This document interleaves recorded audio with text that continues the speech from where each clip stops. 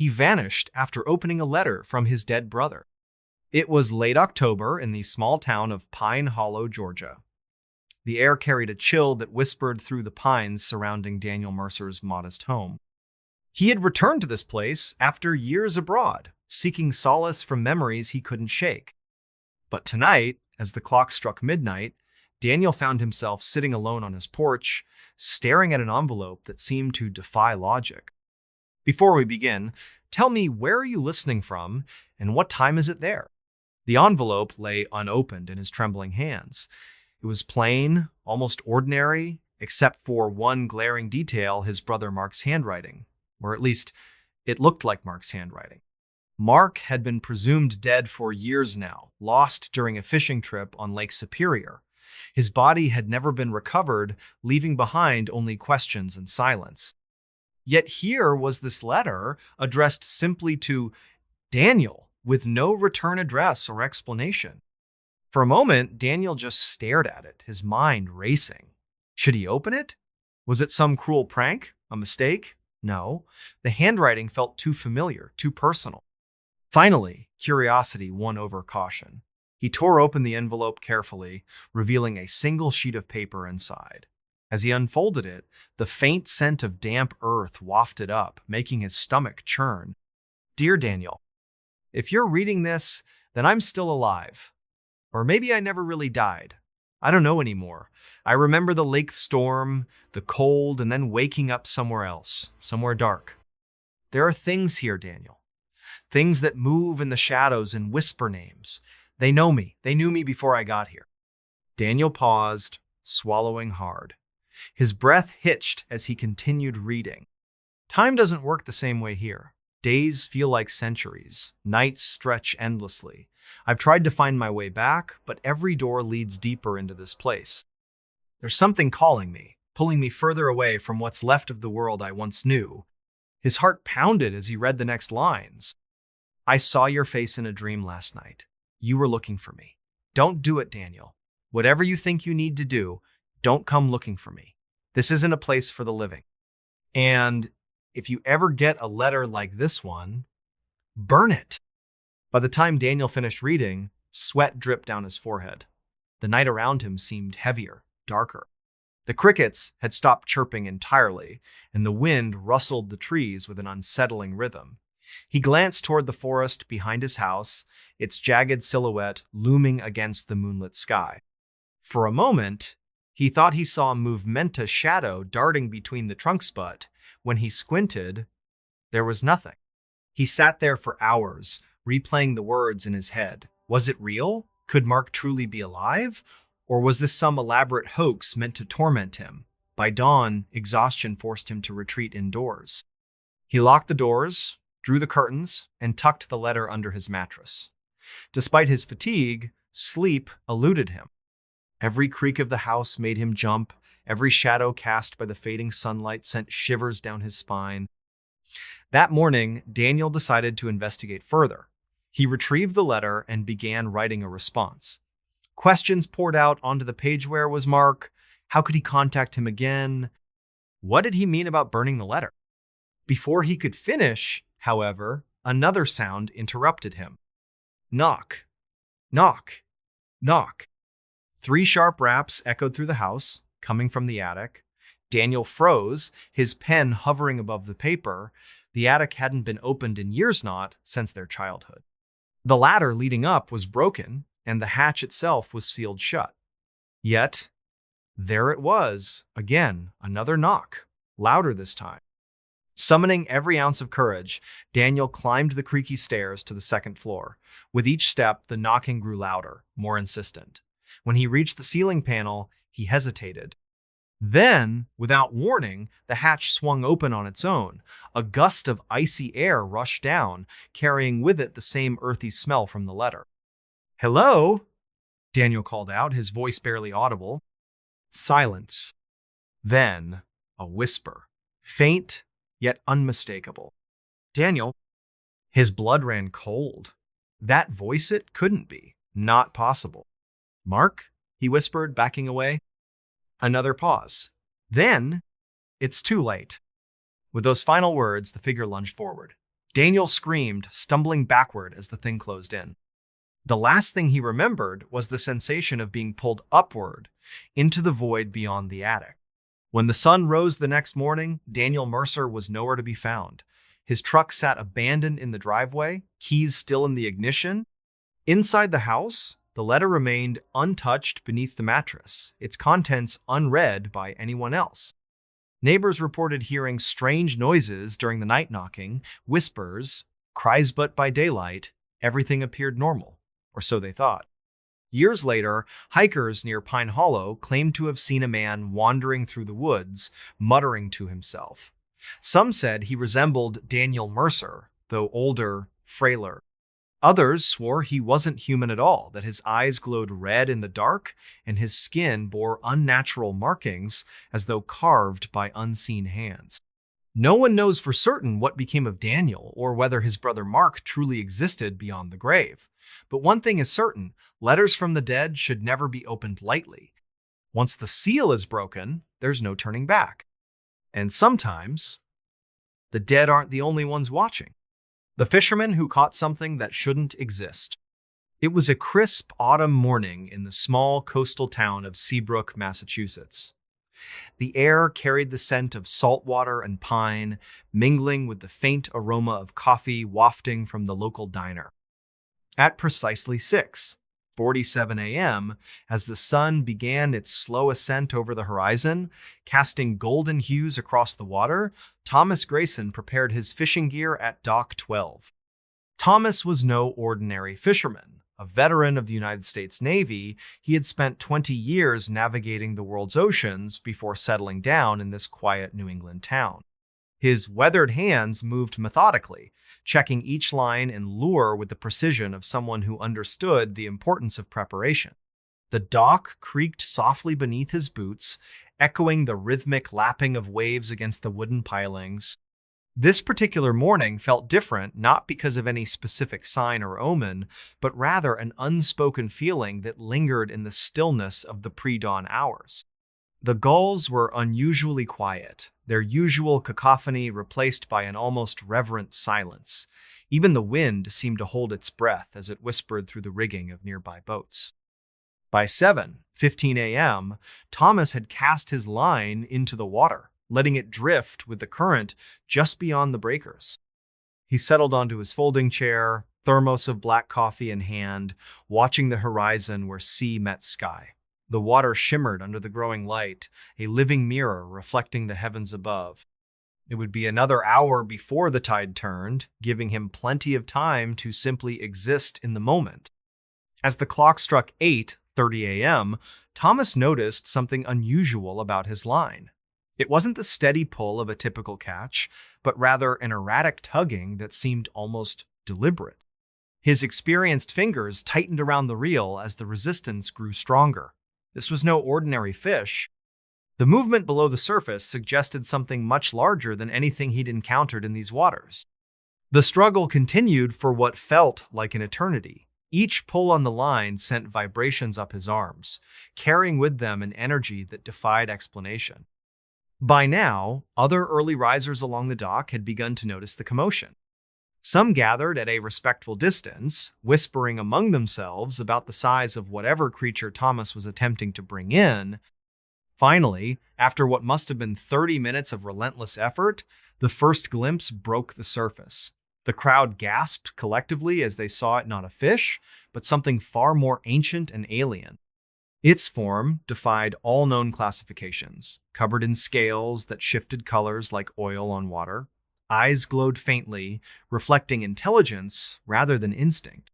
Fins extended unnaturally, suggesting propulsion methods unknown to marine biology. Thomas's heart pounded in his chest as he fought to maintain control of the situation. His mind raced between disbelief and mounting terror as the creature slowly emerged from the depths. The weight of its body bent the rod dangerously close to breaking point, yet somehow he managed to guide it closer to the edge of the dock. At exactly 9:12 a.m., the full horror revealed itself. Standing there, surrounded by witnesses who could do nothing but stare in stunned silence, Thomas confronted something that should not exist in our modern world. The creature measured nearly 8 feet in length, its head resembling some grotesque amalgamation of shark and reptile.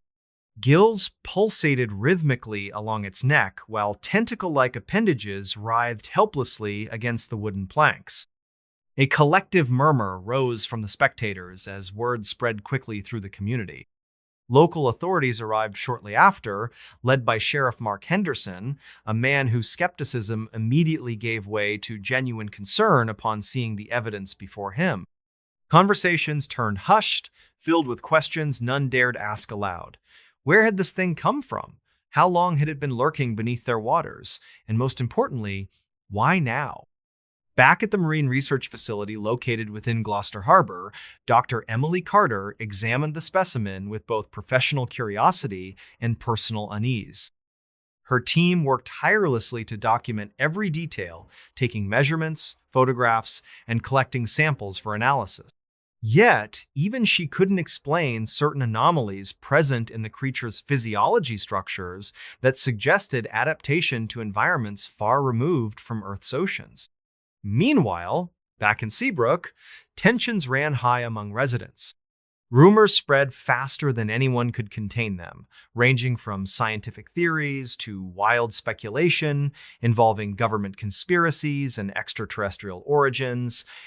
Nighttime brought little relief as people reported strange lights dancing across the water, accompanied by low-frequency sounds that resonated deep within their chests.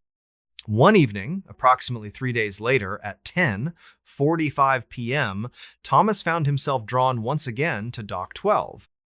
Perhaps seeking answers, perhaps closure, he stood where everything had begun, staring out into darkness. The moon hung low, casting silver ripples across the restless sea. Then, without warning, the water erupted violently, mere feet away. What followed remains unexplained to this day. Witnesses described shapes moving beneath the surface, too large to be whales, too coordinated to be natural phenomena. Lights flashed underwater in patterns reminiscent of communication. And then came the sounda haunting melody carried on currents only those near the shore could hear clearly. Over subsequent weeks, life in Seabrook changed irrevocably.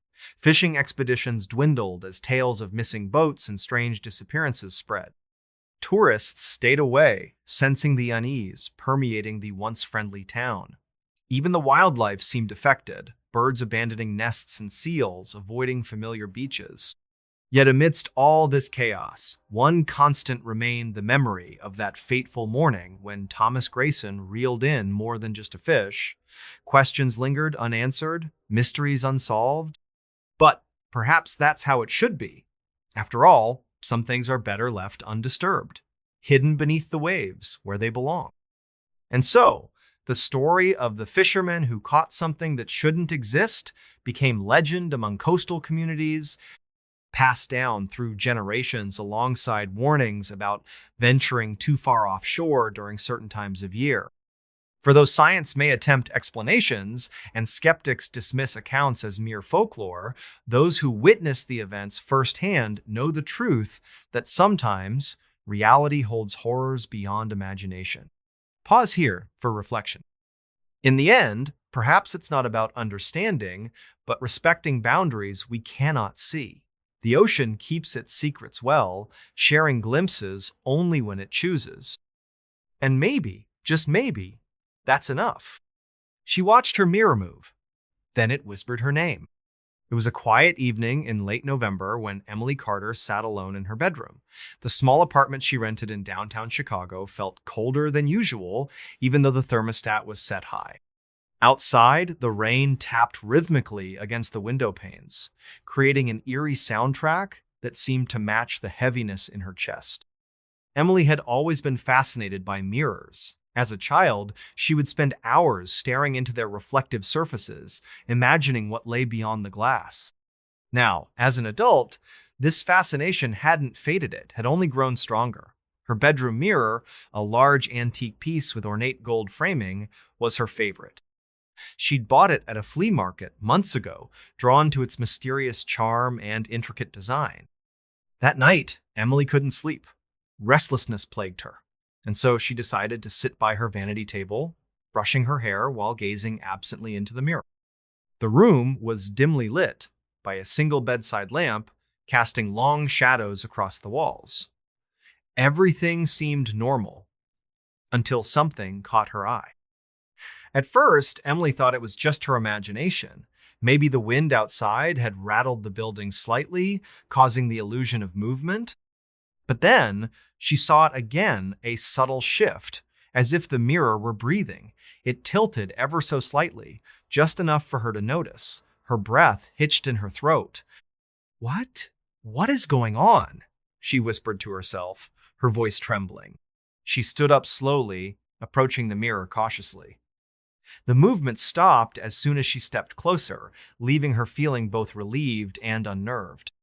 Shrugging it off as fatigue playing tricks on her mind, she returned to her seat and resumed brushing her hair. But then, it happened again. This time, the mirror didn't just move, it distorted. The reflection rippled like water disturbed by a stone, warping Emily's image into something unrecognizable. Shadows stretched and twisted, forming shapes that shouldn't exist. Panic surged through her veins as she stumbled backward, knocking over the chair. "Stop it!" she shouted, though she wasn't sure who or what she was talking to. And then, the whisper came. Her name, Emily. It wasn't loud, but it sent shivers down her spine nonetheless. The voice sounded familiar, yet distant, as though carried by the wind from somewhere far away. She froze, her heart pounding like a drum in her chest. "Who's there?" she called out, her voice barely above a whisper. There was no answer, only silence. The mirror remained still once more, its surface smooth and unblemished. For a moment, Emily convinced herself that she must have imagined the whole thing. Perhaps the stress of work or lack of sleep was getting to her. Determined to put the incident behind her, she turned off the light and climbed into bed. Sleep did not come easily that night. Every creak of the floorboards made her jump. Every draft of cold air sent chills down her spine. Just as she began to drift off, another sound woke her, the faintest scraping noise coming from her vanity. She opened her eyes to see the mirror swaying gently, despite the fact that there was no breeze in the room. The frame creaked softly as it rocked back and forth, as though alive. Emily sat up, her pulse quickening. "Stop," she said aloud, her voice firm but shaky. "Please, stop." The mirror ignored her plea. Instead, it tilted further, revealing a dark void behind the glass. Emily gasped, leaning forward to get a better look. What she saw made her blood run cold. A figure stood there, watching her.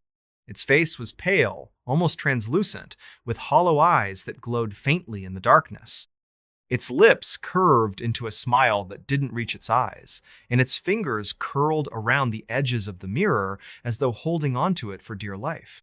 "You've seen too much," the figure rasped, its voice echoing eerily in the confined space.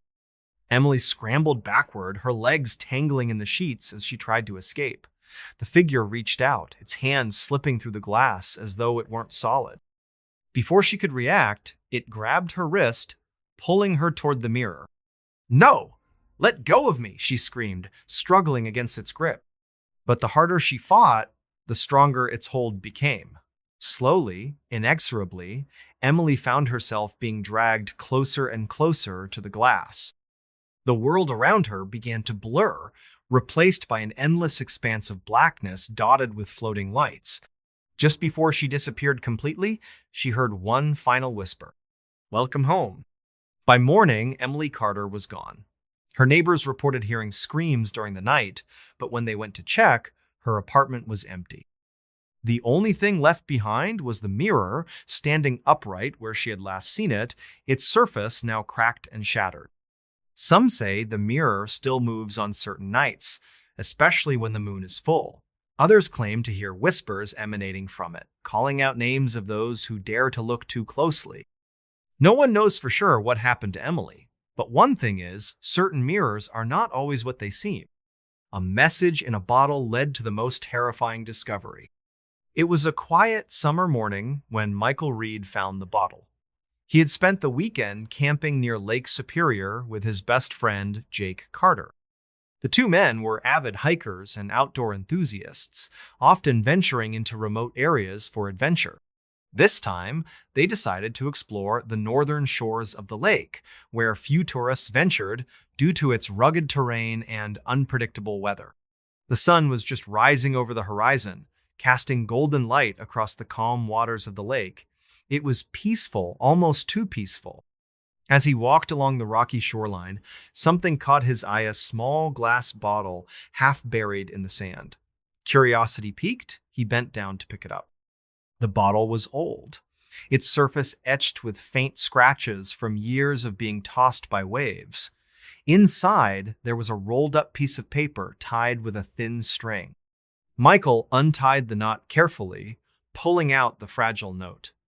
His heart raced as he unfolded it, revealing handwriting that seemed both familiar and strange.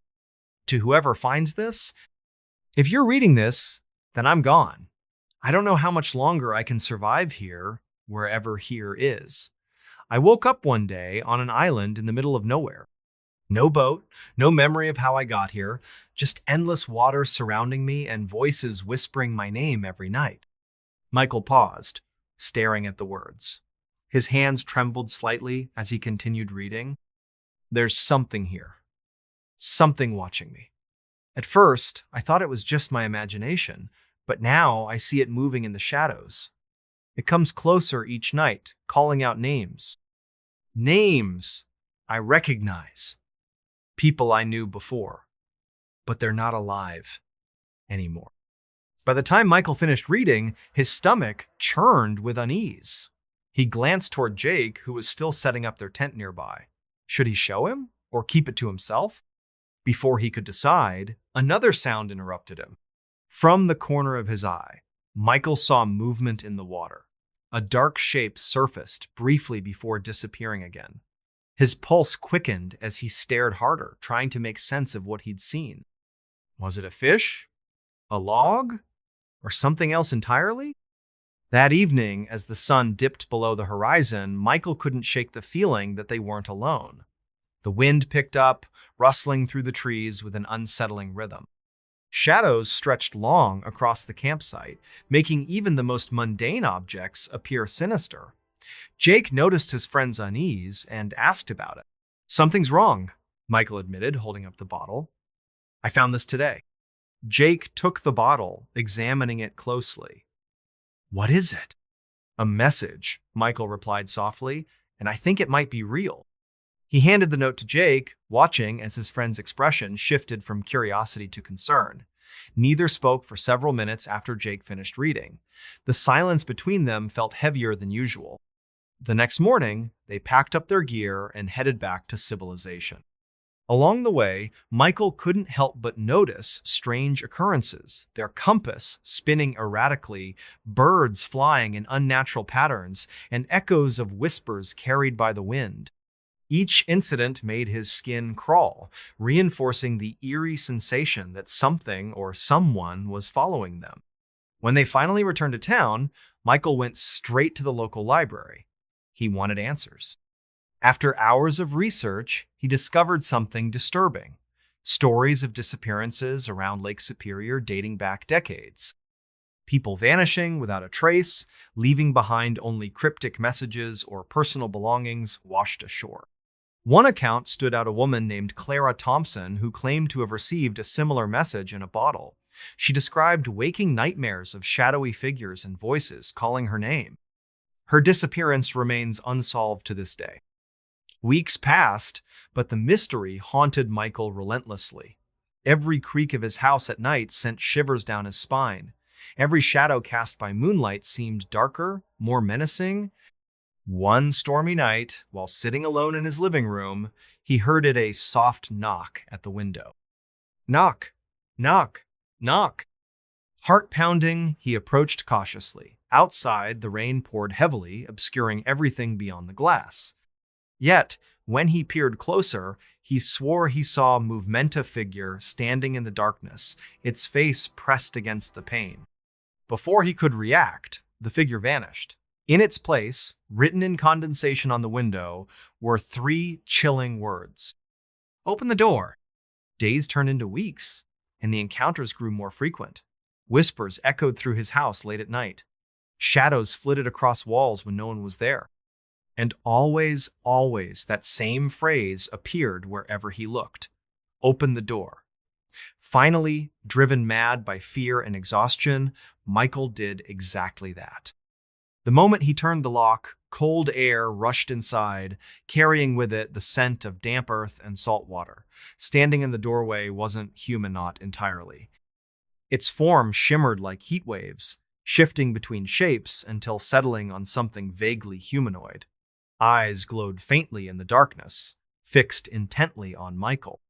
"You shouldn't have opened it," the creature rasped, its voice echoing unnaturally. "What? What are you?" Michael stammered, backing away. "That doesn't matter anymore," it replied. "You've already let us in." With those final words, the world around Michael dissolved into chaos. Shadows converged, swallowing everything in sight. Time lost meaning. Space warped unpredictably.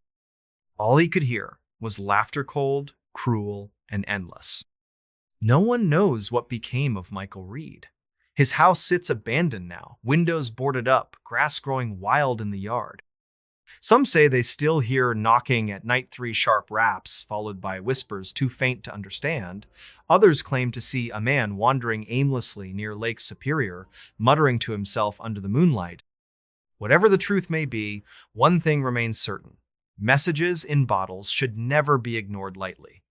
Once opened, there's no turning back. And sometimes, the things we unleash aren't the only ones watching. The man who made a deal with the devil and kept it. It was a cold December evening in the small town of Black Hollow, Pennsylvania.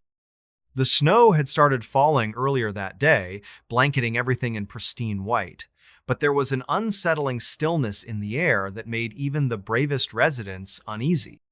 This was the kind of quiet that whispered secrets from beyond the veil of reality. Ethan Grayson sat alone in his dimly lit study, staring at the flickering flames of the fireplace. He was a man in his mid-30s, with sharp features and eyes that carried the weight of too many sleepless nights.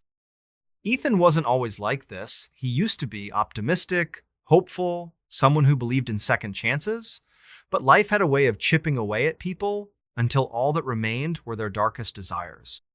Years ago, Ethan had lost everything. His wife, Clara, died in a car accident when she was only 28 years old. Their young daughter, Emily, followed shortly after, succumbing to a rare illness no doctor could explain. Grief consumed him, turning him into a shell of the man he once was. Desperation drove him to places most would never dare tread. That night, as the clock struck midnight, Ethan found himself standing in front of the ancient oak tree at the edge of town. The tree was said to have stood there for centuries, its twisted branches reaching out like skeletal fingers. Local legends spoke of it as a gateway place where deals could be made if one dared to ask. He didn't know what compelled him to go there, but something deep inside told him this was his last chance. As he approached the tree, the wind picked up, howling through the barren branches. Shadows danced across the snow, forming shapes that shouldn't exist. Ethan hesitated, his heart pounding in his chest. Then he spoke aloud, his voice trembling but resolute. "I'll do anything," he said, his words barely audible over the wind. "Anything to bring them back." For a moment, nothing happened. The world seemed frozen in time, the silence pressing down on him like a physical weight. Then, a low chuckle echoed around him, sending shivers down his spine. "You mean it?" came a voice, smooth and menacing, as if spoken directly into his mind. "Yes," Ethan replied without hesitation. "I mean it." "And what are you willing to give in return?" Ethan thought about it for a moment, though deep down he already knew the answer. "My soul," he whispered. The laughter grew louder, reverberating through the forest. "A fine bargain," the voice purred. "But remember, Ethan Grayson, once the deal is sealed, there's no turning back." When Ethan woke up the next morning, he was back in his bed, the events of the previous night feeling more like a dream than reality. At first, he convinced himself it must have been just that a feverish nightmare brought on by grief and exhaustion. That illusion shattered when he walked into the kitchen and saw her. Clara stood by the stove, humming softly as she prepared breakfast. She looked exactly as he remembered, her beautiful, vibrant, alive. Tears filled Ethan's eyes as he approached her, hesitant to believe what he was seeing. "Clara?" he whispered. She turned around, smiling warmly. "Good morning, sweetheart. Did you sleep well?" Ethan couldn't find the words to respond. Instead, he pulled her into a tight embrace, holding her as if afraid she might disappear again. Later, when they sat down to eat, Emily came bounding into the room, laughing and chattering nonstop. Everything felt so real, so perfect, that Ethan almost forgot the price he'd paid. Almost. Days turned into weeks, and Ethan's life returned to normal, or at least as close to normal as it could ever be. Clara and Emily were back, filling the house with love and laughter. For the first time in years, Ethan felt whole again. Yet, despite the happiness surrounding him, a shadow lingered in the corners of his mind. Strange things began happening around the house. Doors creaked open on their own, whispers echoed through empty hallways, and every now and then, Ethan caught glimpses of figures lurking just out of sight. He tried to ignore them, telling himself it was just his imagination playing tricks on him. But deep down, he knew better. One night, while lying in bed beside Clara, Ethan heard Ita's soft knock at the window. Knock, knock, knock. His blood ran cold. Slowly, he got out of bed and approached the window, peering outside. The moonlight illuminated the yard, revealing nothing but snow-covered ground and the occasional pine tree. Just as he was about to turn away, movement caught his eye. Standing in the distance, beneath the ancient oak tree, was a figure cloaked in darkness. Its face was obscured, but Ethan could feel its gaze boring into him. The figure raised a hand, pointing toward the house. Then, it vanished. Ethan stumbled backward, his heart racing. He wanted to wake Clara, to tell her what he'd seen, but something stopped him. Fear? Guilt? Or perhaps both. Instead, he climbed back into bed, pulling the covers tightly around him. Sleep eluded him that night, each passing second stretching endlessly. Weeks passed, and the strange occurrences grew more frequent. Objects moved without explanation, voices whispered in languages Ethan didn't recognize, and the air in the house grew colder with each passing day. Despite this, Clara and Emily remained blissfully unaware, continuing their lives as if nothing unusual was happening. Then came the night that changed everything. Ethan was sitting in the living room, watching over his family as they played a board game together. It was a simple moment, yet it filled him with a profound sense of peace. Just as he leaned back in his chair, a sudden chill swept through the room. The temperature dropped dramatically, causing Clara and Emily to shiver. "What's wrong?" Clara asked, looking up at him with concern. "Nothing," Ethan lied, forcing a smile. "Just the draft." But it wasn't just the draft. The air crackled with energy, static electricity making the hair on Ethan's arms stand on end. Then, the lights began to flicker, plunging the room into darkness before snapping back on again. When the light returned, the figure from the oak tree stood in the doorway, its presence filling the room with dread. "Your time is up," it rasped, its voice echoing unnaturally. Ethan froze, unable to move or speak. Clara and Emily screamed, scrambling to hide behind him. The figure stepped closer, its form shifting between human and something far more monstrous. "You kept your end of the bargain," it continued, its red eyes glowing ominously. "Now it's time for me to keep mine." Before anyone could react, the figure lunged forward, grabbing Ethan by the throat. Pain, unlike anything he'd ever experienced, coursed through his body, every nerve ending, screaming in agony. He tried to fight back, to protect his family, but it was useless. The creature's grip tightened until the world around him faded into blackness. When Ethan woke up, he was no longer in his home. Instead, he found himself in a desolate wasteland, surrounded by endless fields of fire and ash. The sky above burned with an unnatural orange glow, casting long shadows across the barren landscape. In the distance, he could hear screams, agonizing cries of torment that chilled him to the bone. And then he saw them. Clara and Emily stood nearby, bound by chains of black smoke. They looked at him with pleading eyes, tears streaming down their faces. "No!" Ethan shouted, rushing toward them. "This wasn't supposed to happen." But the figure appeared once more, blocking his path. "You should have read the fine print," it sneered. "Souls aren't cheap, Ethan. You thought you could save them, but in doing so, you condemned us all." Tears streamed down Ethan's cheeks as he realized the truth. The deal hadn't brought his family back, it had trapped them in this hellish realm forever. Despair overwhelmed him, leaving him broken and defeated. No one knows what became of Ethan Grayson. His house sits abandoned now, windows boarded up, furniture covered in dust.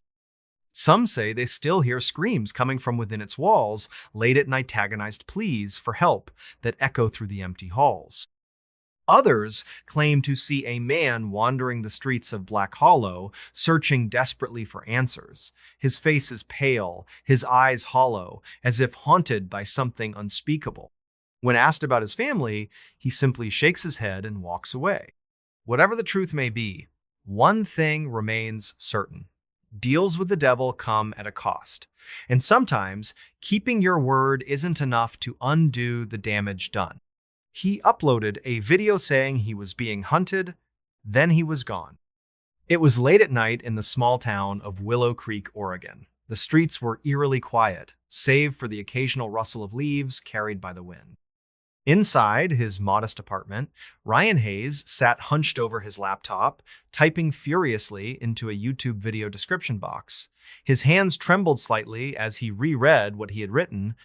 "This isn't a prank, this isn't fake. I don't know how much longer I can survive this. Something or someone is hunting me. If you're watching this, then I'm probably already gone." Ryan hesitated before hitting publish. He glanced nervously around the dimly lit room, half expecting shadows to move where they shouldn't.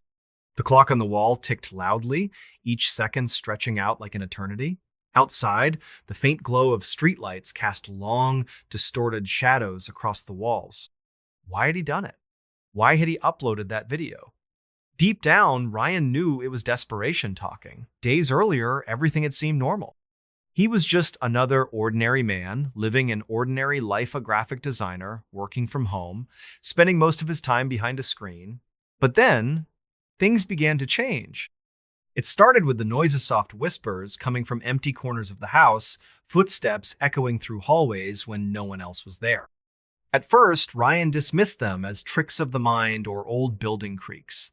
However, as the days passed, the occurrences grew more frequent, more intense. Objects moved without explanation. Doors opened and closed on their own. And then came the worst part, the feeling of being watched, even when he was alone. One evening, while sitting in his living room, Ryan caught a glimpse of movement out of the corner of his eye. When he turned to investigate, nothing was there, or so he thought. That night, he couldn't sleep. Every sound made him jump. Every shadow seemed darker than usual. Finally, driven by fear and exhaustion, he decided to document what was happening. Maybe someone online could help him make sense of it all. The first video was simple, enough a shaky camera panning around his apartment, showing the places where strange things had occurred. He spoke softly but urgently, explaining everything he'd experienced so far. To his surprise, the video gained traction almost immediately. Hundreds, then thousands of viewers flooded his channel with comments and theories. Some suggested logical explanations, like stress or insomnia. Others warned him not to take the situation lightly. Encouraged, perhaps terrified by the response, Ryan continued uploading videos. Each one revealed more details about his ordeal. In the third video, he showed footage captured by his phone's night vision mode, dark shapes moving in the background, just out of focus. By the fourth video, the comments section had exploded with speculation. People claimed to recognize patterns in the shadows, suggesting connections to urban legends or supernatural phenomena. But the fifth video would be different. It wasn't meant to entertain or inform, it was a cry for help. Ryan took a deep breath and adjusted the webcam mounted above his monitor. The light from the screen illuminated his pale face, highlighting the dark circles under his eyes. His voice cracked slightly as he began speaking. "I don't know why this is happening," he said slowly, choosing his words carefully. "I've tried ignoring it, blocking it out, pretending it doesn't exist, but it's getting worse. Whatever it is, it's closing in." He paused, glancing toward the door as if expecting something or someone to burst through at any moment. "I recorded some audio last night," he continued after a beat. "Listen for yourself." With trembling fingers, Ryan clicked play on a file saved on his desktop. Static filled the room, followed by low, guttural growls that sent shivers down his spine. Then came the whisper, a single word repeated over and over, barely audible but unmistakable. "Ryan." The sound cut off abruptly, leaving only silence. For several seconds, neither Ryan nor the camera moved. Finally, he cleared his throat and forced himself to speak again. "That's all I have for now," he said quietly. "If anyone knows what to do, how to stop this, please let me know, because I don't think I can keep running forever." Hours later, Ryan uploaded the video and stepped away from his computer, hoping against hope that someone might actually understand what he was going through. As he climbed into bed, he told himself it would be okay, that tomorrow, maybe, things would improve, but deep inside, he knew better. Sleep eluded him. Shadows danced across the ceiling, forming shapes that shifted and twisted unnaturally. Somewhere in the distance, a dog barked twice, its cries fading into silence. Ryan pulled the blanket tighter around him, trying to ignore the creeping sensation that someone or something was standing just outside the bedroom door. The next morning, Ryan didn't wake up. His landlord found him hours later, alerted by the smell of burnt plastic wafting from beneath the apartment door. The scene inside was surreal. Every electronic device in the room, phones, laptops, TV had been destroyed, their screens cracked and wires exposed. On the floor lay fragments of shattered glass and melted metal. In the center of the chaos stood Ryan's desk chair, tilted precariously backward as though abandoned mid-motion. There was no sign of Ryan himself. Word spread quickly through Willow Creek about the missing man who had documented his own disappearance. Investigators scoured the apartment, searching for clues. They discovered remnants of the videos still stored on Ryan's hard drive, along with fragments of text messages sent to friends and family in the days leading up to his vanishing.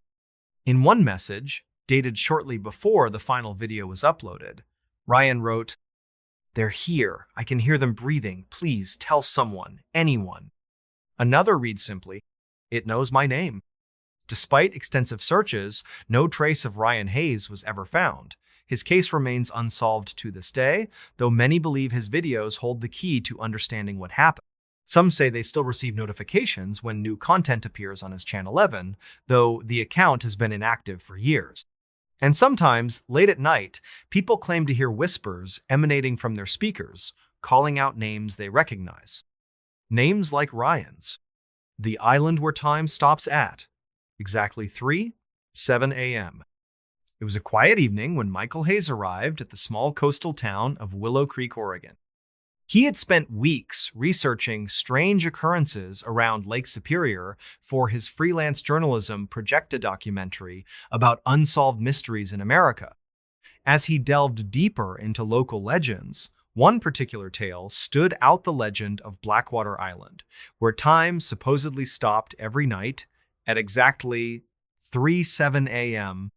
Michael wasn't the kind of person who believed in supernatural phenomena outright. A man in his mid-30s with sharp features and piercing blue eyes, he prided himself on skepticism balanced by curiosity. But something about this story intrigued him. It wasn't just the eerie nature of the legend, it was the way locals avoided discussing it altogether. When pressed, they would change the subject or warn him not to investigate further. Ignoring their advice, Michael decided to visit Blackwater Island himself. Bajan one, Pendahuluan, Latar Belakang. Michael Hayes lived in a small town near Lake Superior. By day, he worked as a freelance journalist, writing articles about local history and folklore. By night, however, his passion lay elsewhere, exploring conspiracy theories and paranormal phenomena. This fascination stemmed from childhood memories of listening to ghost stories with his friends, though most dismissed it as mere entertainment. Lately, Michael had been feeling restless. His work consumed most of his time, leaving little room for hobbies or relaxation. On this particular weekend, he decided to dive deeper into his research, hoping to find a story worth telling. That's when he discovered Blackwater Islandian enigma wrapped in secrecy. As he delved further into the documents, Michael noticed patterns emerging. Names of missing individuals, dates of unexplained disappearances, and references to time anomalies scattered throughout the files. Some entries described eerie sighting shadowy figures moving where they shouldn't, lights flickering beneath the water's surface, and screams carried by the wind. Others hinted at experiments involving human subjects, though the details remained vague. Despite the warnings, scribbled in margins, "Do not pursue, leave it alone," Michael felt compelled to investigate. Perhaps it was curiosity, or maybe it was destiny pulling him toward the truth. Bagian 2, Persiapan Perjalanan. For days, Michael prepared meticulously. He gathered supplies, food, water, flashlights, recording equipment, and studied maps of the lake. Locals warned him against venturing too far from shore, claiming the waters around the island were treacherous. Fishermen spoke of whirlpools that appeared out of nowhere, while hikers described thick fog that swallowed entire groups. One elderly woman named Mrs. Harper shared a chilling tale over coffee. "That island isn't natural," she whispered, glancing nervously around the cafe. "People go there, and they don't come back." Michael nodded politely but dismissed her words as superstition. Still, he couldn't ignore the unease growing inside him. What if the legends were true? What if the government really did cover up something unimaginable? Finally, the day arrived. With his boat loaded with supplies, Michael set sail under a cloudless sky. Birds sang softly overhead, and the sun cast golden light across the calm waters. It was peaceful, almost too peaceful. As he approached the island, however, the atmosphere shifted dramatically. The air grew colder, and shadows stretched unnaturally across the waves. A thick fog rolled in, obscuring everything beyond a few feet. "I should turn back," Michael muttered to himself, gripping the wheel tightly, but it was too late. The fog enveloped him completely, and when it cleared, the island loomed ahead, a jagged mass of rock and trees shrouded in mystery. Bagian 3, Tiba di Pulau. Stepping onto the island, Michael immediately sensed something wrong. The ground beneath his boots felt spongy, almost alive. Strange noises echoed through the dense forest branches, snapping, whispers carried by the wind, and faint cries that sounded eerily human. Each step brought him closer to the heart of the island, where ruins of what appeared to be a laboratory stood half buried in vines and moss. Inside the ruins, Michael found remnants of experiments long abandoned. Test tubes filled with murky liquid-lined shelves, their contents glowing faintly in the dim light. Papers scattered across desks contained diagrams of creatures that defied logicybrids between humans and animals, beings with multiple eyes, and entities made entirely of shadow. At the center of the room lay a single objecta-black clock etched with symbols that pulsed faintly under his flashlight beam. "What is this?" Michael whispered, reaching out cautiously. Before he could touch it, the clock emitted a low hum, vibrating gently in his hand. Then, the lights in the lab flickered to life, illuminating the space with an unnatural glow. Michael froze, his mind racing. Was someone or something still here?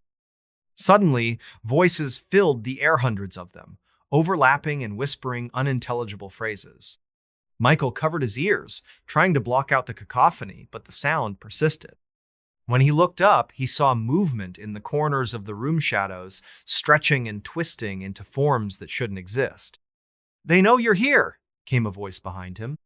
Michael spun around, flashlight trembling in his grip. Standing in the doorway wasn't human entirely. Its form shimmered like heat waves, shifting between shapes until settling on something vaguely humanoid. Eyes glowed faintly in the darkness, fixed intently on Michael. "You shouldn't have come!" the creature rasped, its voice echoing unnaturally. "What happened here?" Michael stammered, backing away. "That doesn't matter anymore," it replied. "You've already seen too much." With those final words, the world around Michael dissolved into chaos. Shadows converged, swallowing everything in sight. Time lost meaning. Space warped unpredictably. All he could hear was laughter, cold, cruel, and endless. Strange things began happening almost immediately after the drawer incident. Pots and pans rattled in the kitchen cabinets, even though no wind blew through the apartment. Doors creaked open on their own, and the thermostat fluctuated wildly despite being set to a constant temperature. Shadows danced across walls where none should exist, forming shapes that shifted and twisted unnaturally. Michael tried to rationalize the occurrences, attributing them to old building creaks or overactive imagination, but deep down, he knew better. One stormy night, while lying in bed, he heard footsteps above his head, slow, deliberate steps that echoed through the ceiling. Though the apartment was on the top floor, the sound persisted, driving him to the brink of madness. Every night brought new terrors. Sometimes, he caught glimpses of himself in reflections where there shouldn't be any. Other times, he heard voices calling his name, though no one else was there. His mind raced with questions. Was he losing his grip on reality, or was something or someone watching him? Late one night, Michael stumbled upon a clearing where dozens of similar clocks sat scattered across the ground. Each one pulsed with the same eerie glow as the first. Driven to the brink of sanity, he hesitated. Should he open the box or leave it untouched? Deep down, he knew the answer, but curiosity won over caution. Taking a deep breath, he grasped the handle and pulled. The moment the lid slid open, Michael knew he'd made a mistake. A blinding light erupted from within, engulfing the clearing in radiant energy. Shadows danced across the ground, forming shapes that shifted and twisted unnaturally. Then, the whispers returned louder this time, clearer and infinitely more terrifying. "Michael, we've been waiting for you. You can't leave." Terrified, yet transfixed, Michael watched as the light coalesced into a towering figure. Its form shimmered like heat waves, constantly shifting between human-like features and abstract shapes. Eyes glowed faintly in the darkness, fixed intently on him. "You shouldn't have opened it," the creature rasped, its voice resonating unnaturally. "I didn't mean to," Michael stammered, stumbling backward. "That doesn't matter now," it replied. "You've awakened us, and we intend to stay." Panic surged through Michael as the creature advanced, its glowing red eyes piercing through the gloom. He tried to flee, but the forest around him warped and twisted, creating impossible paths and dead ends. Shadows converged, trapping him in a cocoon of darkness. Laughter echoed through the void, cold, cruel, and endless. No one knows what became of Michael Hayes. His boat was found adrift near the shores of Lake Superior, engines still running, supplies intact. Investigators scoured the area but found no trace of him. Inside the cabin where he stored his research, they discovered remnants of burned electronics and shattered glass. On the floor lay a single piece of paper, torn from one of the documents he'd carried with him. Written in shaky handwriting were 3 chilling words: "Time stops here." Some say the phenomenon still happens. Visitors to the lake report hearing faint murmurs carried by the wind, voices calling out names they recognize. Others claim to see a man wandering the shores, muttering to himself under the moonlight. Years later, rumors persist about Blackwater Island and its connection to other disappearances in the area. People report finding similar clocks in their homes, each displaying the exact same time, 3:07 a.m. Whether these stories are true or mere legend remains unclear, but one thing is certain: stepping foot on Blackwater Island comes at a cost, and sometimes keeping secrets isn't enough to undo the damage done. This town celebrates the day everyone goes missing. It was a quiet morning in the small town of Willow Hollow. nestled deep within the woods of Minnesota. The sun cast golden light through the towering pines, painting the streets with patches of warmth. To an outsider, it seemed like any other peaceful American town. But for those who lived there, this day carried a weight far heavier than its serene appearance suggested. The townsfolk called it Vanishing Day, a date etched into their calendars as both a curse and a celebration. Every year, without fail, the entire population of Willow Hollow disappeared at exactly midnight. Not a single soul remained behind, not even pets or livestock. And yet, come dawn, they would all reappear, seemingly unharmed but forever changed. No one knew why it happened. Some believed it was a curse placed upon the town by ancient spirits angered by human greed. Others whispered about government experiments gone wrong, leaving behind only fragmented memories and scars that refused to heal. Whatever the truth may be, the people of Willow Hollow had long since accepted their fate, marking Vanishing Day with solemn rituals and cautious optimism. That year, however, things were different. Emily Carter lived in a modest house on the outskirts of Willow Hollow. By day, she worked as a librarian, cataloging books, and helping residents find answers to life's questions. By night, however, her passion lay elsewhere, exploring conspiracy theories and paranormal phenomena. This fascination stemmed from childhood memories of listening to ghost stories with her friends, though most dismissed it as mere entertainment. Lately, Emily had been feeling restless. Her work consumed most of her time, leaving little room for hobbies or relaxation. On this particular weekend, she decided to dive deeper into her research, hoping to find a story worth telling. That's when she discovered the legend of Vanishing Dayan enigma wrapped in secrecy. According to the documents, the disappearances began decades ago, shortly after the construction of a mysterious government facility just outside the town limits. Official reports claimed the building housed scientific research labs, but locals swore it was something far more sinister, a place where time bent, space warped, and reality itself became fluid. Over the years, the facility fell silent, its existence erased from public records. Yet the disappearances continued, growing more frequent until finally settling on one specific night each year. Despite the warnings scribbled in margins, "Do not pursue, leave it alone," Emily felt compelled to investigate. Perhaps it was curiosity, or maybe it was destiny pulling her toward the truth. For weeks, Emily delved deeper into the town's history. She uncovered cryptic notes, photographs of empty streets taken during Vanishing Day, and reports marked as classified. The more she read, the colder the room felt. Shadows stretched unnaturally across the walls, and the faint scent of damp earth wafted up from the pages. One elderly man named Mr. Langley shared a chilling tale over coffee. "That facility isn't natural," he whispered, glancing nervously around the cafe. "People go there, and they don't come back." Emily nodded politely, but dismissed his words as superstition. Still, she couldn't ignore the unease growing inside her. What if the legends were true? What if the government really did tamper with forces beyond comprehension? Finally, the day arrived. With her gear loaded, Emily set out into the night, determined to uncover the truth. As Vanishing Day approached, Emily prepared meticulously. She gathered supplies, notebooks, cameras, recording equipment, and studied maps of the town.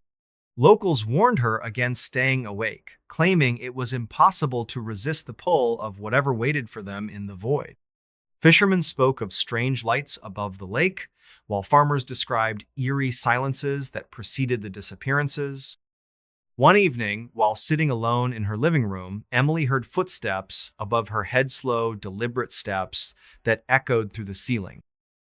Though her apartment was on the top floor, the sound persisted, driving her to the brink of madness.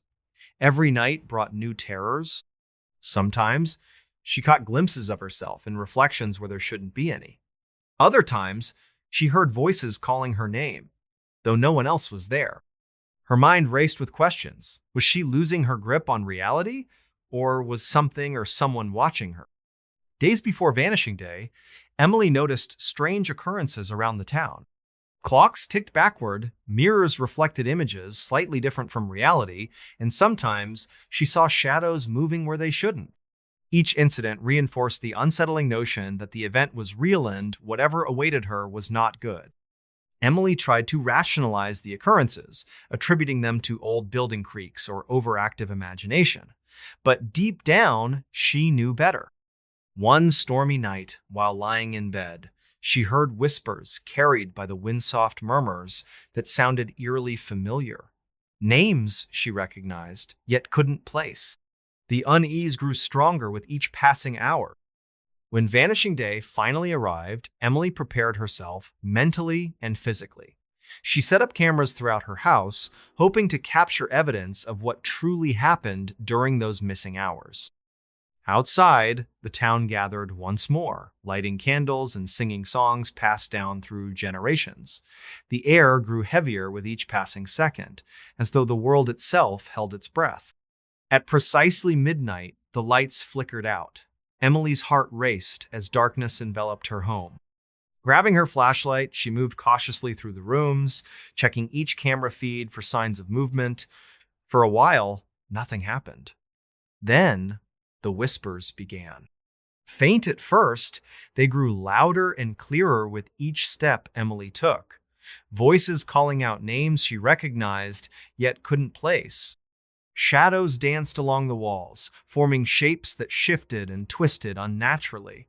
Somewhere in the distance, a clock struck 13, a sound that froze her blood. "They're coming," came a whisper from behind. Emily spun around, flashlight trembling in her grip. Standing in the doorway wasn't Humanot entirely. Its form shimmered like heat waves, shifting between shapes until settling on something vaguely humanoid. Eyes glowed faintly in the darkness, fixed intently on her. "You shouldn't have stayed awake," the creature rasped, its voice echoing unnaturally. "What happens during those hours?" Emily stammered, backing away.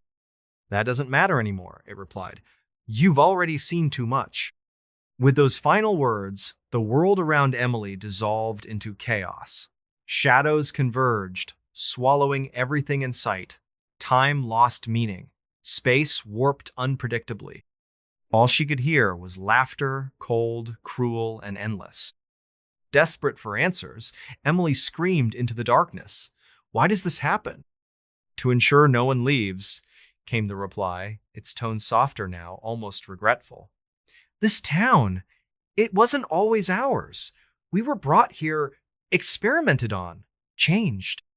Emily's stomach churned as she realized the implications. Whatever had been done here wasn't just science gone wrong, it was humanity tampering with forces beyond comprehension. The creature continued speaking, its words dripping with sorrow. "They thought they could control us. They were wrong. Now we ensure no one returns." Emily wanted to argue, to plead for her life. But doubt crept in, poisoning her thoughts. How could she fight something so powerful, so ancient? "Is there any way out?" she whispered, clutching the flashlight tightly. "There never was," the creature replied. "But thank you for setting us free." Driven to the brink of sanity, Emily hesitated. Should she run? Or stay and face whatever waited for her? Deep down, she knew the answer, but curiosity won over caution. Taking a deep breath, she stepped closer to the creature, flashlight beam cutting through the darkness. The moment she did, the world around her collapsed. Darkness swallowed everything in sight, erasing all traces of the town, the facility, and the creatures that lurked within. When dawn broke over Willow Hollow the next morning, Emily Carter was nowhere to be found. No one knows what became of Emily Carter. Her house sat abandoned now, windows boarded up, furniture covered in dust. Investigators scoured the area but found no trace of her. Inside the cabin where she stored her research, they discovered remnants of burned electronics and shattered glass. On the floor lay a single piece of paper torn from one of the documents she'd carried with her. Written in shaky handwriting were 3 chilling words: "We never return." Some say the phenomenon still happens. Visitors to Willow Hollow report hearing faint murmurs carried by the wind, voices calling out names they recognize. Others claim to see a woman wandering the woods, muttering to herself under the moonlight. Years later, rumors persist about Vanishing Day and its connection to other disappearances in the area. People report finding similar clocks in their homes, each striking 13 instead of 12. Whether these stories are true or mere legend remains unclear. But one thing is certain, celebrating Vanishing Day comes at a cost. And sometimes, keeping secrets isn't enough to undo the damage done. He dreamt of a woman who didn't exist until she knocked on his door. It was a quiet evening in late November when Daniel Mercer sat alone in his modest home in rural Georgia. The crickets were chirping softly outside, their rhythmic song blending with the faint hum of the old refrigerator in the kitchen. He had just returned from a long day at work as a graphic designer, feeling drained but content with the solitude that enveloped him every night. Daniel wasn't the type to dwell on dreams. To him, they were fleeting fragments of imagination, nothing more. But lately, something had changed. For weeks, he had been haunted by recurring visions of a woman, a face so vivid it seemed real, though he knew deep down she couldn't possibly exist. Her eyes were piercingly blue, her hair flowed like midnight silk, and her voice carried an eerie calmness that sent shivers down his spine. In these dreams, she would stand silently in front of him, watching without speaking. Sometimes she reached out, brushing her fingers against his cheek before vanishing into thin air. Other times, she simply stared, her presence growing heavier with each passing second. Daniel tried to ignore the dreams, attributing them to stress or overwork. But the unease lingered, gnawing at the edges of his mind. Daniel Mercer lived in a small town near Lake Superior, Minnesota. By day, he worked as a freelance graphic designer, creating logos and advertisements for local businesses. By night, however, his mind wandered to darker places filled with shadows and whispers. This fascination stemmed from childhood memories of listening to ghost stories with his friends, though most dismissed it as mere entertainment. Lately, Daniel had been feeling restless. His work consumed most of his time, leaving little room for hobbies or relaxation. On this particular weekend, he decided to dive deeper into his research, hoping to find a story worth telling. That's when the dreams began an enigma wrapped in secrecy. At first, the dreams were vague. Shadows moving where they shouldn't, strange noises echoing through empty halls. But as days turned into weeks, the visions grew clearer. A woman appeared in his dream, her face so vivid it seemed real, though he knew deep down she couldn't possibly exist. Her eyes were piercingly blue, her hair flowed like midnight silk, and her voice carried an eerie calmness that sent shivers down his spine.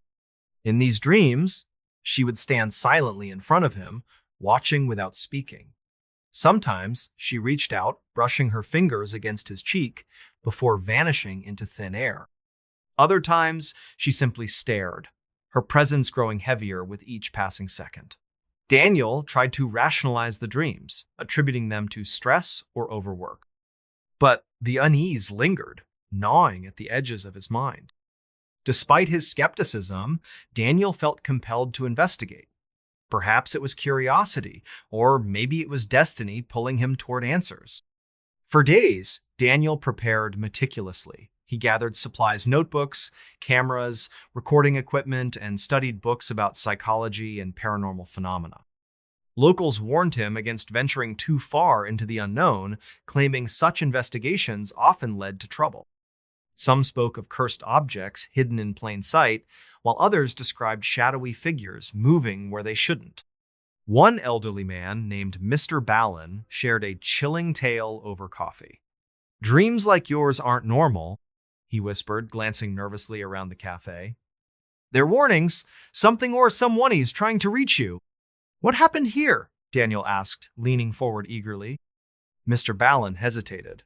"Back when I was young," he admitted finally, "we thought it was a curse. Something ancient, brought here by settlers who disturbed sacred ground. But then came the facility." His gaze drifted toward the window where shadows stretched unnaturally across the lawn. "And everything changed." These words weighed heavily on Daniel's mind as Vanishing Day approached. Was MrBallen exaggerating, or was there some truth to his warnings? Days passed, and Daniel noticed strange occurrences around him. Objects moved without explanation, clocks ticked backward, and mirrors reflected images, slightly different from reality. Each incident reinforced the unsettling notion that the dream was real and whatever awaited him was not good. When midnight struck, the lights in Daniel's house flickered out.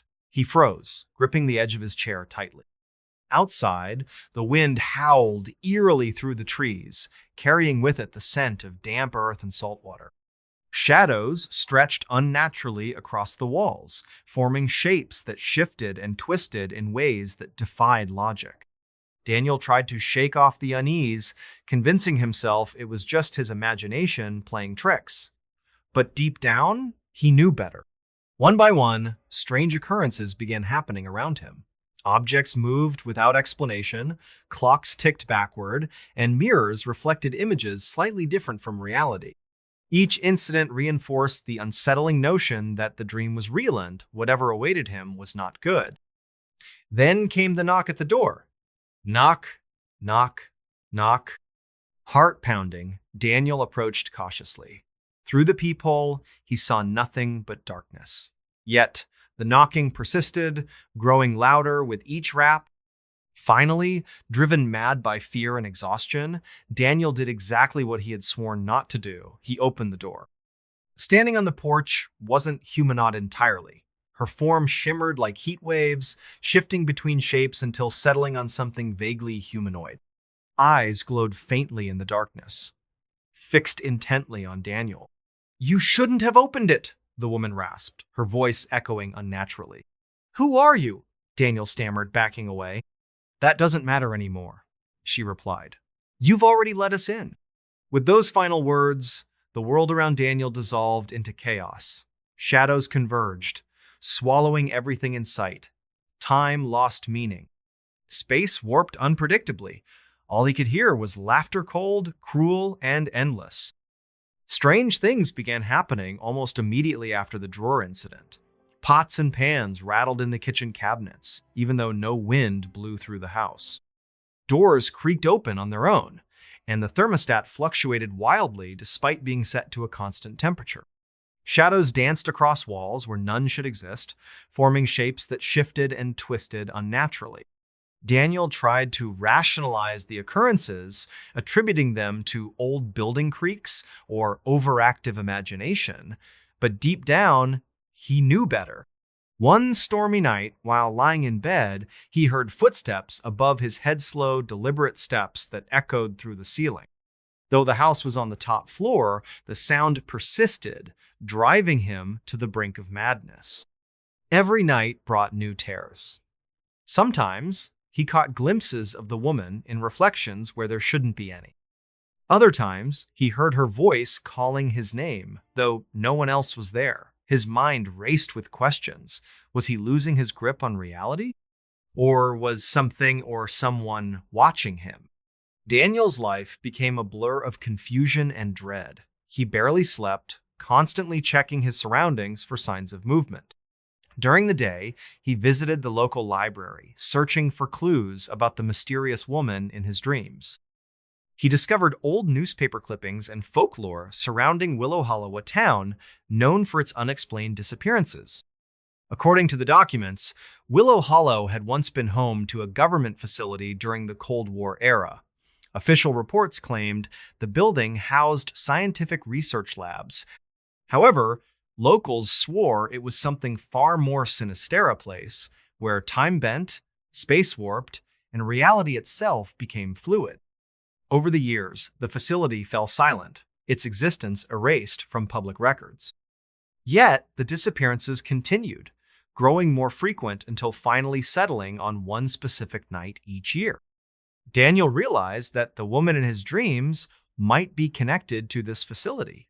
Could she be a victim of the experiments?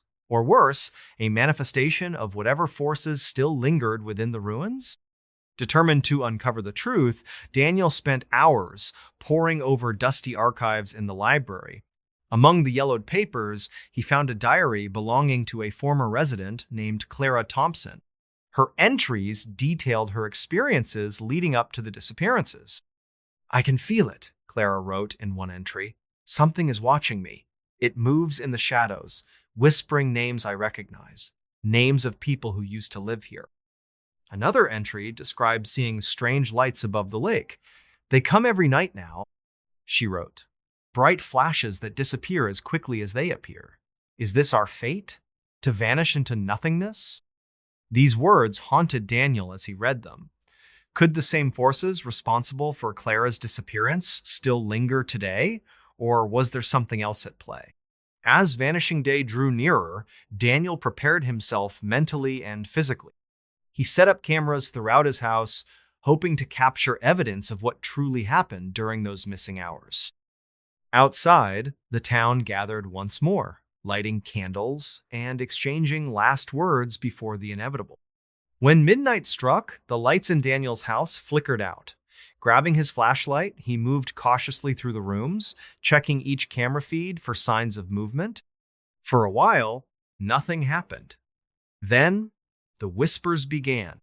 Faint at first, they grew louder and clearer with each step Daniel took.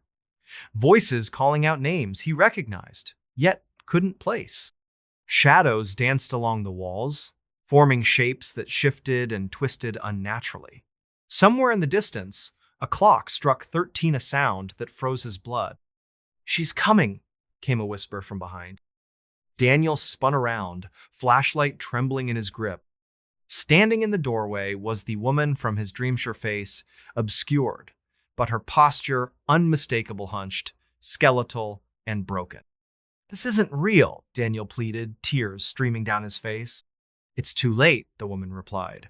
"Once you open your eyes, there's no turning back." Driven to the brink of sanity, Daniel hesitated. Should he run? Or stay and face whatever waited for him? Deep down, he knew the answer, but curiosity won over caution. Taking a deep breath, he stepped closer to the woman, flashlight beam cutting through the gloom. The moment he did, the world around him collapsed. Darkness swallowed everything in sight, erasing all traces of the house, the forest, and the creatures that lurked within. When dawn broke over Willow Hollow the next morning, Daniel Mercer was nowhere to be found. No one knows what became of Daniel Mercer. His house sits abandoned now, windows boarded up, furniture covered in dust. Some say they still hear knocking at night, 3 sharp raps, followed by whispers too faint to understand. Others claim to see a man wandering the woods, muttering to himself under the moonlight. Years later, rumors persist about the cursed house and its connection to other disappearances in the area. People report finding similar mirrors in their homes, each displaying reflections that don't quite match reality.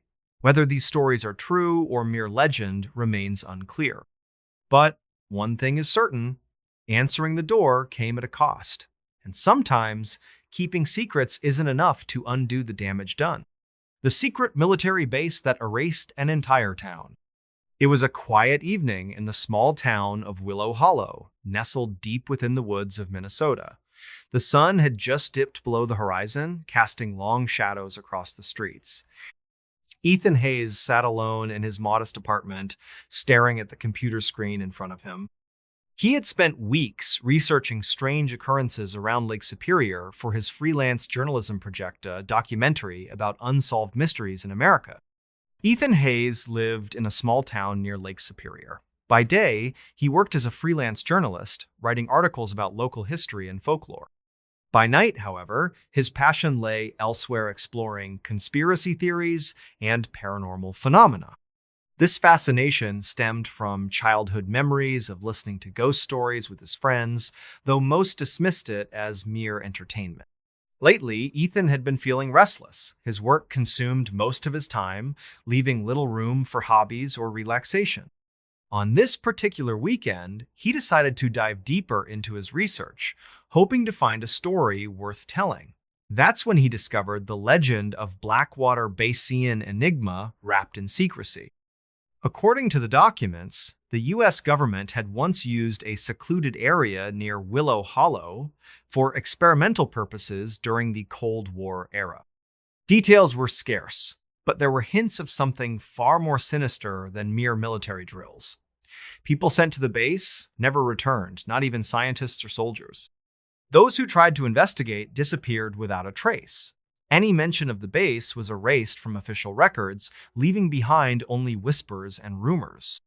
One elderly woman named Mrs. Harper shared a chilling tale over coffee. "That base isn't natural," she whispered, glancing nervously around the cafe. "People go there, and they don't come back." Ethan nodded politely but dismissed her words as superstition. Still, he couldn't ignore the unease growing inside him. What if the legends were true? What if the government really did cover up something unimaginable? Finally, the day arrived. With his gear loaded, Ethan set out into the night, determined to uncover the truth. For days, Ethan prepared meticulously. He gathered supplies, food, water, flashlights, recording equipment, and studied maps of the area. Locals warned him against venturing too far into the woods, claiming the path to Blackwater Base was treacherous. Hunters spoke of unnatural silences that fell over the forest, while hikers described thick fog that swallowed entire groups. Despite their warnings, Ethan felt compelled to investigate. Perhaps it was curiosity, or maybe it was destiny pulling him toward answers. Taking a deep breath, he stepped into the woods under a cloudless sky. Birds sang softly overhead, and the sun cast golden light through the towering pines. It was peaceful, almost too peaceful. As he approached the site of the base, however, the atmosphere shifted dramatically. The air grew colder, and shadows stretched unnaturally across the ground. A thick fog rolled in, obscuring everything beyond a few feet. "I should turn back," Ethan muttered to himself, gripping the wheel tightly. But it was too late. The fog enveloped him completely, and when it cleared, the ruins of Blackwater Base loomed ahead, a jagged mass of concrete and steel shrouded in mystery. Stepping into the ruins, Ethan immediately sensed something wrong. The ground beneath his boots felt spongy, almost alive. Strange noises echoed through the dense forest branches, snapping, whispers carried by the wind, and faint cries that sounded eerily human. Each step brought him closer to the heart of the base, where remnants of experiments long abandoned stood half-buried in vines and moss. Inside the ruins, Ethan found remnants of what appeared to be a laboratory. Test tubes filled with murky liquid-lined shelves, their contents glowing faintly in the dim light. Papers scattered across desks contained diagrams of creatures that defied logistibrids between humans and animals, beings with multiple eyes, and entities made entirely of shadow. At the center of the room lay a single objecta-black clock, etched with symbols that pulsed faintly under his flashlight beam. "What is this?" Ethan whispered, reaching out cautiously. Before he could touch it, the clock emitted a low hum, vibrating gently in his hand. Then, the lights in the lab flickered to life, illuminating the space with an unnatural glow. Ethan froze, his mind racing. Was someone or something still here? Suddenly, voices filled the air, hundreds of them, overlapping and whispering unintelligible phrases. Ethan covered his ears, trying to block out the cacophony, but the sound persisted. When he looked up, he saw movement in the corners of the room shadows, stretching and twisting into forms that shouldn't exist. "They know you're here," came a voice behind him. Ethan spun around, flashlight trembling in his grip. Standing in the doorway wasn't humanoid entirely. Its form shimmered like heat waves, shifting between shapes until settling on something vaguely humanoid. Eyes glowed faintly in the darkness, fixed intently on Ethan. "You shouldn't have come," the creature rasped, its voice echoing unnaturally. "What happened here?" Ethan stammered, backing away. "That doesn't matter anymore," it replied. "You've already seen too much." With those final words, the world around Ethan dissolved into chaos. Shadows converged, swallowing everything in sight. Time lost meaning. Space warped unpredictably. All he could hear was laughter, cold, cruel, and endless. Strange things began happening almost immediately after the drawer incident. Pots and pans rattled in the kitchen cabinets, even though no wind blew through the house. Doors creaked open on their own, and the thermostat fluctuated wildly despite being set to a constant temperature. Shadows danced across walls where none should exist, forming shapes that shifted and twisted unnaturally. Ethan tried to rationalize the occurrences, attributing them to old building creaks or overactive imagination. But deep down, he knew better. One stormy night, while lying in bed, he heard footsteps above his head, slow, deliberate steps that echoed through the ceiling. Though the apartment was on the top floor, the sound persisted, driving him to the brink of madness. Every night brought new terrors. Sometimes he caught glimpses of himself in reflections where there shouldn't be any. Other times he heard voices calling his name, though no one else was there. His mind raced with questions. Was he losing his grip on reality? Or was something or someone watching him? Days passed, and Ethan noticed patterns emerging. Names of missing individuals, dates of unexplained disappearances, and references to time anomalies scattered throughout the files. Some entries described eerie sightings, shadowy figures moving where they shouldn't, lights flickering beneath the water's surface, and screams carried by the wind. Others hinted at experiments involving human subjects, though the details remained vague. Despite the warnings scribbled in margins, "Do not pursue, leave it alone," Ethan felt compelled to investigate. Perhaps it was curiosity, or maybe it was destiny pulling him toward the truth. Late one night, Ethan stumbled upon a clearing where dozens of similar clocks sat scattered across the ground. Each one pulsed with the same eerie glow as the first. Driven to the brink of sanity, he hesitated. Should he look into the mirror or leave it untouched?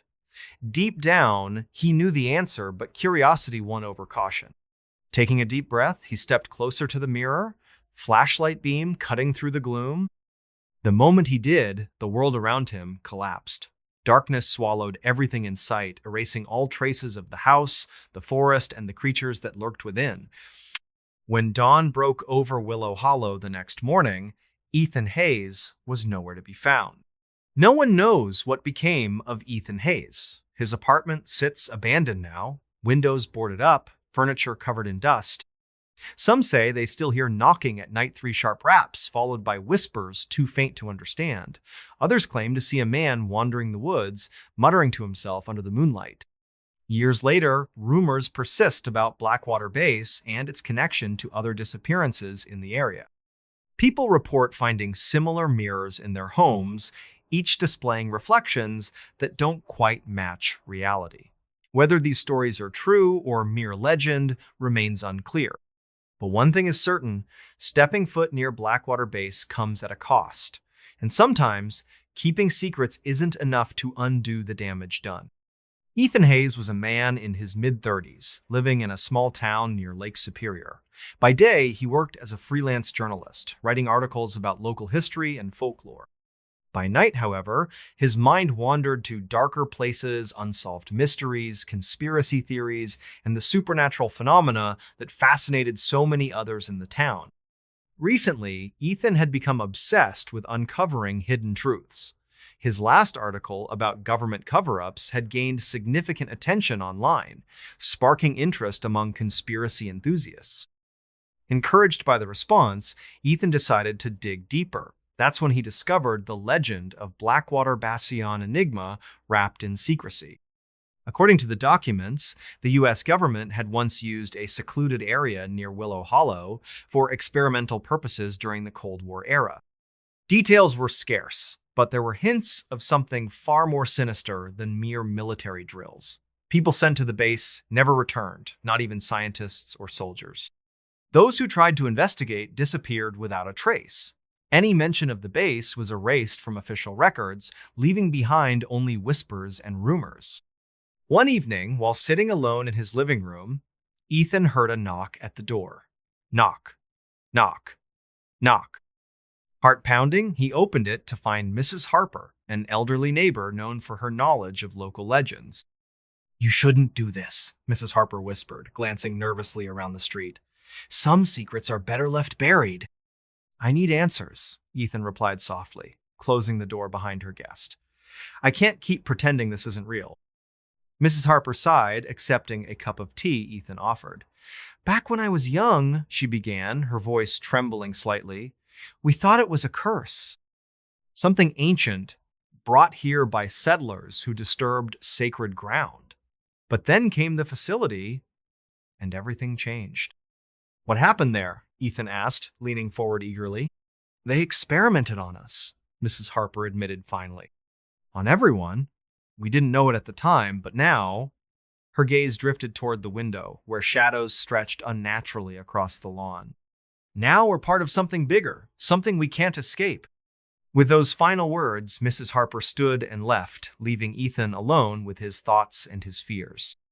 For weeks, Ethan delved deeper into the town's archives, piecing together fragments of the past. He uncovered classified reports, handwritten journals, and photographs of empty streets taken during Vanishing Day. One document stood out a diary belonging to a former resident named Clara Thompson. Clara's entries detailed her experiences leading up to the disappearances. At first, she described mundane details, family gatherings, school events, and daily routines. But as Vanishing Day drew nearer, her writing became increasingly erratic. I can feel it, Clara wrote in one entry. Something is watching me. It moves in the shadows, whispering names I recognize, names of people who used to live here. In another entry, Clara described seeing strange lights above the lake. They come every night now, she wrote. Bright flashes that disappear as quickly as they appear. Is this our fate? To vanish into nothingness? These words haunted Ethan as he read them. Could the same forces responsible for Clara's disappearance still linger today? Or was there something else at play? Days before Vanishing Day, Ethan reached out to other researchers online, sharing fragments of what he'd found and asking for advice. Most dismissed his claims outright, calling them hoaxes or fabrications. A few, however, offered theories ranging from alternate dimensions to alien intervention. Among those who responded was Dr. Marcus Langley, a retired scientist living on the East Coast. In their email exchanges, Marcus provided insights into similar cases he'd encountered during his career. There are places, Marcus wrote, where the rules of nature break down, where time bends, space warps, and reality itself becomes fluid. Though skeptical at first, Ethan began to trust Marcus's expertise. The older man encouraged him to proceed cautiously, warning of potential dangers. If you go, Marcus advised, take nothing unnecessary with you. Leave your phone behind if possible. Whatever happens there, it doesn't stay there. These words weighed heavily on Ethan's mind as Vanishing Day approached. Was Marcus exaggerating, or was there some truth to his warnings? When midnight struck, the lights in Willow Hollow flickered out. Ethan's heart raced as darkness enveloped the town. Grabbing his flashlight, he moved cautiously through the streets, checking each camera feed for signs of movement. For a while, nothing happened. Then, the whispers began. Faint at first, they grew louder and clearer with each step Ethan took. Voices calling out names he recognized, yet couldn't place. Shadows danced along the walls, forming shapes that shifted and twisted unnaturally. Somewhere in the distance, a clock struck 13, a sound that froze his blood. They're coming, came a whisper from behind. Ethan turned slowly, flashlight shaking in his grip. Standing before him was a figure cloaked in darkness. Its face was obscured, but its posture was unmistakable, hunched, skeletal, and broken. This isn't real, Ethan pleaded, tears streaming down his face. It's too late, the figure replied. Once you open your eyes, there's no turning back. Driven to the brink of sanity, Ethan hesitated. Should he run? Or stay and face whatever waited for him? Deep down, he knew the answer, but curiosity won over caution. Taking a deep breath, he stepped closer to the figure, flashlight beam cutting through the darkness. The moment he did, the world around him collapsed. Darkness swallowed everything in sight, erasing all traces of the town, the base, and the creatures that lurked within. When dawn broke over Willow Hollow the next morning, Ethan Hayes was nowhere to be found. Inside the void, Ethan encountered beings unlike anything he'd ever imagined. Their forms shimmered like heat waves, constantly shifting between human-like features and abstract shapes. Eyes glowed faintly in the darkness, fixed intently on him. You shouldn't have opened your eyes, one of them rasped, its voice resonating unnaturally. I needed to see, Ethan stammered, stumbling backward. What really happens? That doesn't matter anymore, another replied. You've awakened us, and we intend to stay. Panic surged through Ethan as the creatures advanced, their glowing red eyes piercing through the gloom. He tried to flee, but the forest around him warped and twisted, creating impossible paths and dead ends. Shadows converged, trapping him in a cocoon of darkness. Laughter echoed through the void cold, cruel, and endless. No one knows what became of Ethan Hayes. His apartment sits abandoned now, windows boarded up, furniture covered in dust. Some say they still hear knocking at night, 3 sharp raps, followed by whispers too faint to understand. Others claim to see a man wandering the woods, searching desperately for answers. Years later, rumors persist about Blackwater Base and its connection to other disappearances in the area. People report finding similar clocks in their homes, each striking 13 instead of 12. Whether these stories are true or mere legend remains unclear. But one thing is certain. Stepping foot near Blackwater Base comes at a cost. And sometimes, keeping secrets isn't enough to undo the damage done. A voice came through static saying, "You're next."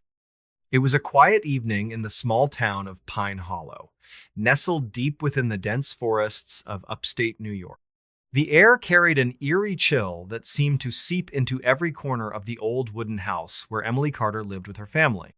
A single light bulb flickered above the kitchen table as she sat alone, scrolling through social media on her phone. Her parents were out for dinner at their favorite Italian restaurant, and her younger brother had gone to a friend's place for a sleepover. The room was silent, except for the occasional creaks of the old floorboards. Emily glanced at the clock hanging on the wall. It read 9:47 p.m. She sighed, feeling bored but comfortable in the solitude. Suddenly, her phone buzzed loudly against the wooden surface, startling her. It was a notification from a video call app she rarely used.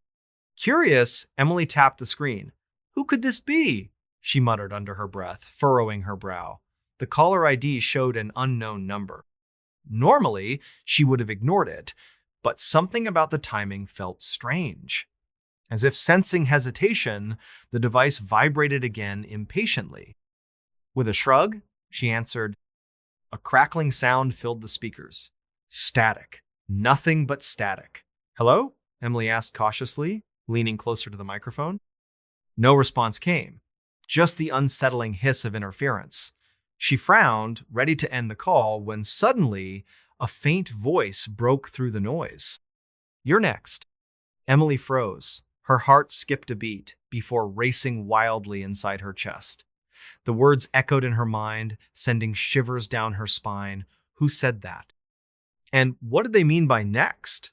Panic began to rise, but she forced herself to stay calm. "Who is this?" she demanded, her voice trembling slightly despite her effort to sound assertive. There was no answer, only more static. Then, just as suddenly as it had begun, the line went dead. Emily stared at her phone, breathing heavily. The screen displayed, "Call ended." She swallowed hard, trying to rationalize what had just happened. Maybe it was a prank call, or maybe there was some kind of glitch in the system. But deep down, a nagging feeling told her otherwise. To distract herself, Emily decided to check on the rest of the house. She stood up slowly, grabbing a flashlight from the drawer near the door. The hallway outside her kitchen stretched long and dark shadows dancing along the walls from the dim glow of her light. Each step echoed eerily throughout the empty home. Reaching the living room, she noticed something odd. The television was on, though she clearly remembered turning it off earlier. The screen displayed nothing but snow, accompanied by the same crackling sound she'd heard during the call. Confused, Emily approached the set and reached for the remote control. But before she could press any buttons, another message appeared across the screen in bold white letters. "You're next." This time, fear gripped her throat so tightly she couldn't scream. Tears welled up in her eyes as she stumbled backward, tripping over a rug and landing hard on the floor. Desperate to escape, she scrambled toward the front door, but as she twisted the doorknob, she realized it wouldn't budge. Someone or something was keeping her trapped inside. Panic consumed her now. Emily ran back through the house, searching desperately for another exit. The windows! Yes, the windows might offer a way out. Racing upstairs, she flung open one of the curtains overlooking the backyard. What she saw outside made her blood run cold. Standing beneath the pale moonlight was a figure cloaked entirely in black. Its face obscured by a hood, yet its presence radiated menace. For a moment, their gazes locked across the distance. Emily didn't know how or why, but she felt certain this entity was responsible for the call sand, whatever else was happening. Summoning all her courage, she grabbed the nearest object, a heavy vase, and hurled it at the window. Glass shattered everywhere as fresh air rushed in. Without thinking twice, she climbed onto the sill and leapt into the yard below. Pain shot through her legs upon impact, but adrenaline propelled her forward.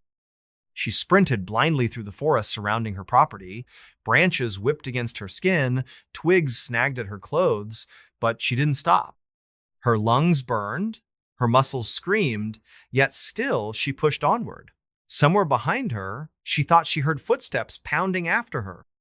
Faster and faster, she ran until finally collapsing near a clearing. Exhaustion claimed her briefly, allowing her mind to wander. Was this real? Could it possibly be true? Questions swirled endlessly without answers. When she mustered the strength to stand once more, daylight greeted her instead of night. How had hours passed unnoticed? More importantly, where was she now? In the distance loomed an abandoned asylum known locally as Blackwood Sanitarium. Its crumbling facade seemed to beckon her closer. Though terrified, Emily felt inexplicably drawn to investigate. Inside, the atmosphere grew heavier with each step taken deeper into its halls. Dusty floors groaned beneath her weight, while peeling wallpaper revealed ghostly shapes painted beneath. And then she found them. Photographs scattered carelessly across a desk in one of the rooms, images of people who bore striking resemblance to those around her hometown. People who had mysteriously vanished over the years. Among these pictures rested one final note written hastily in red ink. They've already chosen you. This video killed everyone who watched it, until now. It was a quiet evening in the small town of Maple Ridge, where fog often clung to the streets like an unwelcome visitor. The air carried a faint scent of damp leaves and wood smoke as Emily Carter sat cross-legged on her bed, scrolling through videos on her phone. It was 10:17 p.m., and the dim glow of her screen illuminated her face with a soft blue light.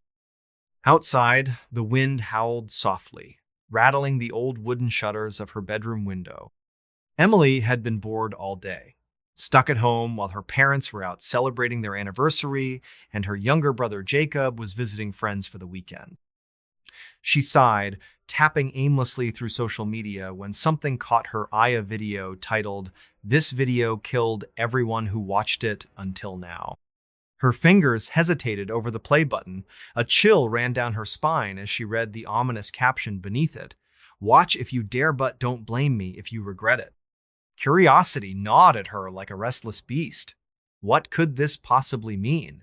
Was it just another internet prank? Or was there some truth behind those cryptic words? After a moment of hesitation, she pressed play. The video began with static nothing but black and white fuzz crackling across the screen. Emily frowned, leaning closer to her phone. Then, slowly, shapes began to emerge from the chaos. Faces, distorted faces, screaming silently into the void. Their mouths moved without sound, their eyes wide with terror. A sudden jolt of electricity surged through her body as one of the faces seemed to lock onto hers, staring directly into the camera. Or was it looking straight at her?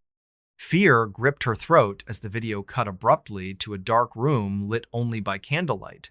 In the center of the frame stood a shadowy figure cloaked in black, its face obscured by a hood.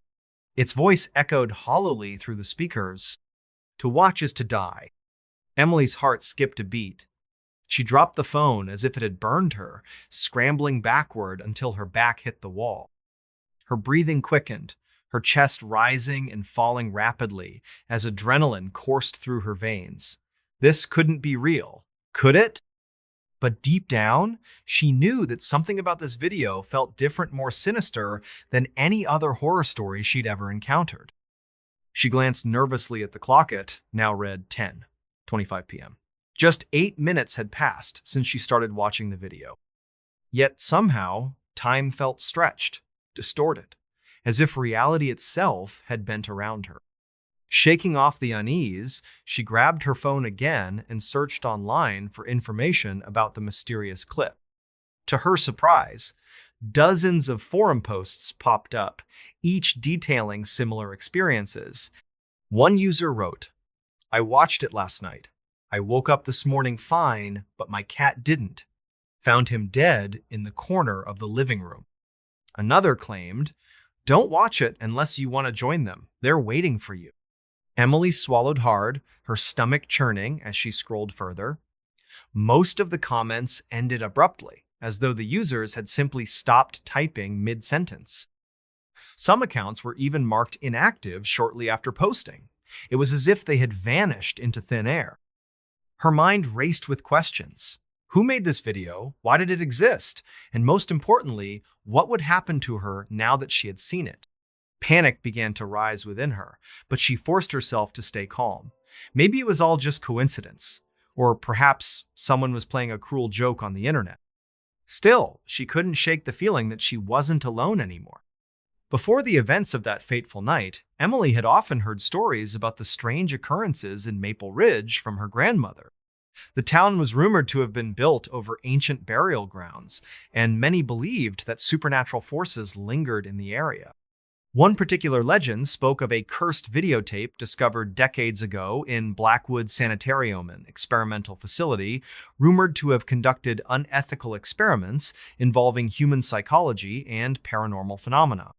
According to local lore, the sanitarium had once housed patients suffering from severe mental illnesses. Researchers there attempted to manipulate their subconscious minds using audio-visual stimuli, hoping to unlock hidden truths about the human psyche. However, these experiments went horribly wrong, resulting in numerous deaths among both patients and staff. The cursed videotape was said to be a byproduct of these failed experiments, imbued with malevolent energy that drove anyone who watched it to madness or worse. Despite the warnings, curiosity got the better of Emily. She decided to investigate further, starting with the oldest residents of Maple Ridge, who might remember the sanitarium's dark past. One elderly woman named Mrs. Thompson recounted tales of ghostly apparitions seen near the abandoned building, along with unexplained disappearances of people who ventured too close. Another man mentioned finding strange symbols carved into trees surrounding the property, which he believed were connected to rituals performed by the researchers. As Emily pieced together the fragments of history, she realized that the cursed video might not be just a modern urban legend. It could be a remnant of something far older and more dangerous. Emily was a typical teenager, balancing schoolwork, friendships, and family life. She excelled in photography, often capturing hauntingly beautiful images of the woods surrounding Maple Ridge. Little did she know that some of her photos contained subtle, anomaly shadowy figures lurking just out of sight that hinted at the darker forces at play. Her relationship with Jacob, her younger brother, added another layer to her character. Jacob was fascinated by urban legends and often regaled her with tales of haunted places around town. While Emily usually laughed off his stories, she couldn't help but feel a pang of guilt for ignoring his warnings now that she faced the consequences firsthand. At school, Emily kept the video a secret, fearing ridicule from her peers. However, strange things began happening around her. Classmates who had never spoken to her before suddenly avoided eye contact, whispering behind her back. Teachers reported seeing her name appear in strange contexts, such as graffiti scrawled on bathroom walls or cryptic messages left in library books. Even her best friend Megan seemed distant, claiming to have dreams about Emily being chased by a shadowy figure. These events left Emily feeling isolated and paranoid, unsure whom to trust. Yet, deep down, she knew she had to uncover the truth about the cursed video before it consumed her completely. Determined to uncover the truth behind the cursed video, Emily delved deeper into its origins. She visited the local library, where she uncovered dusty archives detailing the history of Blackwood Sanitarium. According to the records, the facility had conducted experiments on patients using audiovisual stimuli designed to tap into subconscious fears. One entry stood out a report describing a prototype videotape created to induce extreme psychological distress. The experiment went horribly wrong, resulting in multiple deaths among test subjects. The tape was buried deep within the sanitarium's basement, presumed lost forever until now. Armed with this knowledge, Emily decided to visit the abandoned sanitarium herself. With trembling hands, she gathered supplies: a flashlight, a notebook, and a recording device to capture any evidence of paranormal activity. As she approached the crumbling building, an overwhelming sense of dread washed over her. The air grew colder, and the faint smell of decay filled her nostrils. Inside, the atmosphere was suffocating. Dusty floors groaned beneath her weight, and peeling wallpaper revealed ghostly shapes painted beneath.